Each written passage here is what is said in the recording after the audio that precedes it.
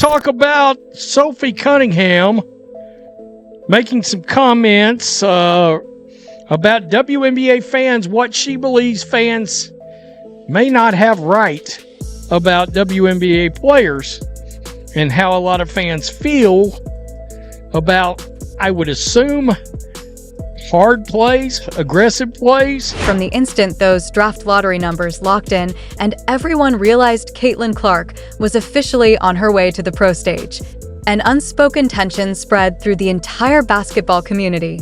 Everyone understood her rookie season wouldn't be gentle.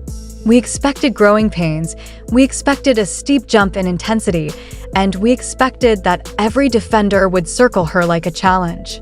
But the confrontation with Sophie Cunningham didn't just confirm those expectations, it obliterated them. This moment didn't feel like a competitive introduction to the WNBA. It felt like the beginning of something far more hostile, calculated, and personal.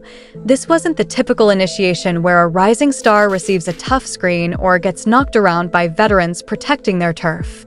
According to analysts, insiders, and countless worried fans, this looked like a deliberate, organized effort to wear her down mentally and physically before she even finds her footing.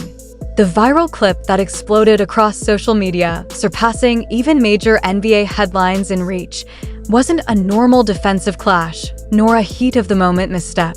It was a direct announcement from the established players that they would make her professional debut as punishing as possible, cameras or no cameras, whistles or no whistles. But while the sports world fixated on the shove, the collision, and the outrage that immediately followed, they completely overlooked the part that should scare the rest of the league the most. Clark didn't crumble. She didn't hesitate. She didn't shrink under the weight of that pressure. Instead, she turned that aggression into fuel, elevating both her intensity and her composure in a way we hadn't seen all year. She flipped their tactic back on them, forcing the arena to rethink everything they assumed about her resilience. What happened next exposed far more than one heated encounter.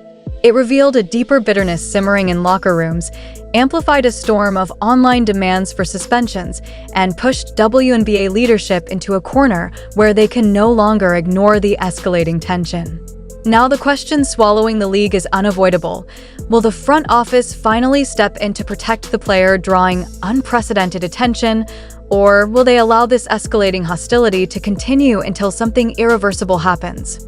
To grasp the seriousness of this moment, we have to break down exactly how this situation spiraled and why it has shaken the league at every level. The moment the game tipped off, the atmosphere shifted into something hostile and electric. From the opening possession, the tension on the court felt sharp enough to slice through. This wasn't normal regular season pacing. It had the intensity of a Game 7 with old grudges simmering just beneath the surface. Cunningham was glued to Clark from the jump, tailing her every step, bodying her at half court, refusing to give her even a breath of space. Through nonstop contact and constant pressure, she made it painfully obvious that this matchup wasn't going to resemble clean basketball. It was going to be a full-on physical war for control. Every screen was a body blow. Every drive to the rim was met with a hard bump or an arm across the lane. But the moment that detonated across the internet and sent the fan base into meltdown happened nowhere near the ball.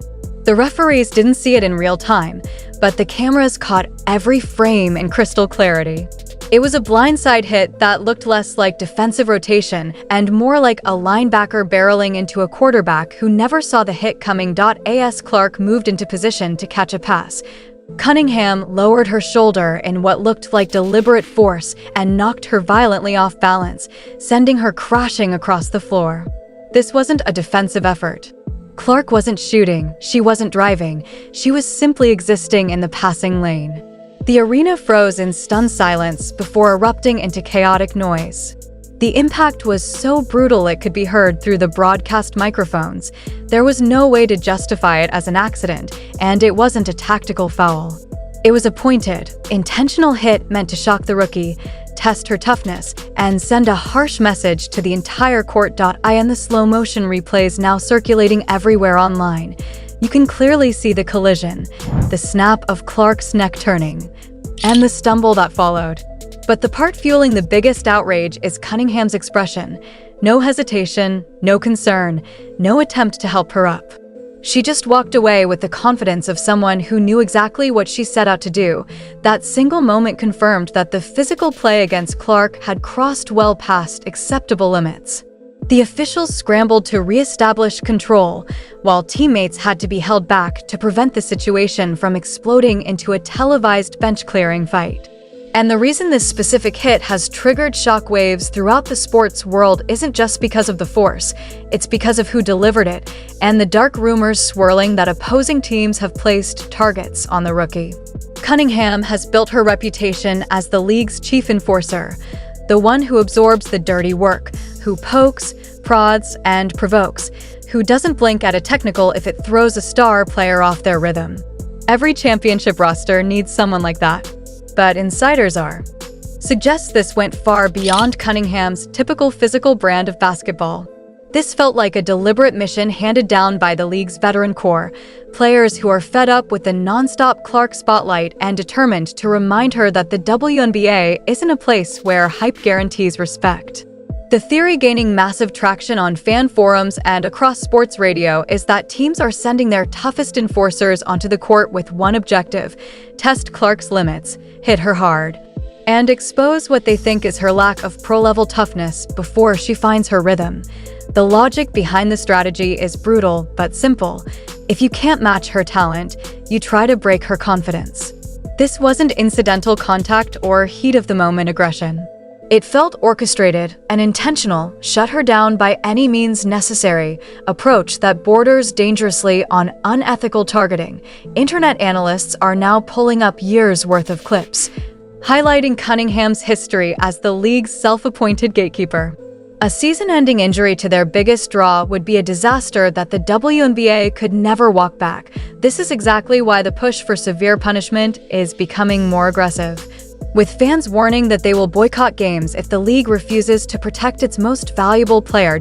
No one, not Sophie Cunningham, not the Phoenix Mercury, not even the loudest Clark critics ever imagined would happen. In most sports storylines, when a rookie gets physically targeted by a veteran, they break. They hesitate. They start avoiding contact, passing up shots, and looking at the officials for help. But Caitlin Clark flipped the script entirely. Instead of shrinking, panicking, or letting the hit shake her confidence, she transformed right there on the court. She punished the physical defense with pinpoint passes and ruthless footwork, turning every hit she took into fuel. It looked as if that one collision unlocked a new tier of focus, slowing the game down and allowing her to completely dismantle the Mercury's defensive schemes.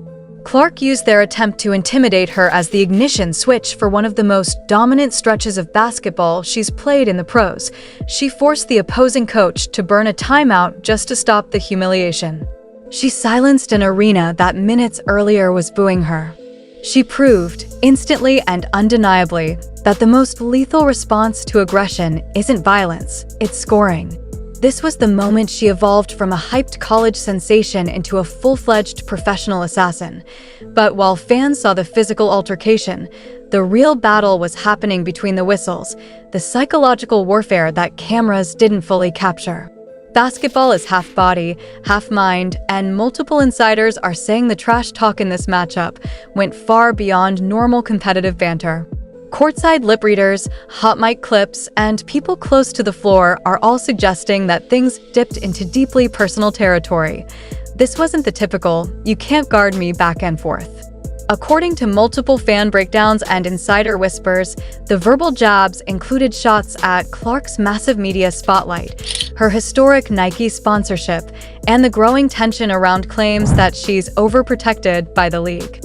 Some of the comments reportedly targeted her fame, her earnings, and her overnight superstar status, the exact topics fueling jealousy throughout the league.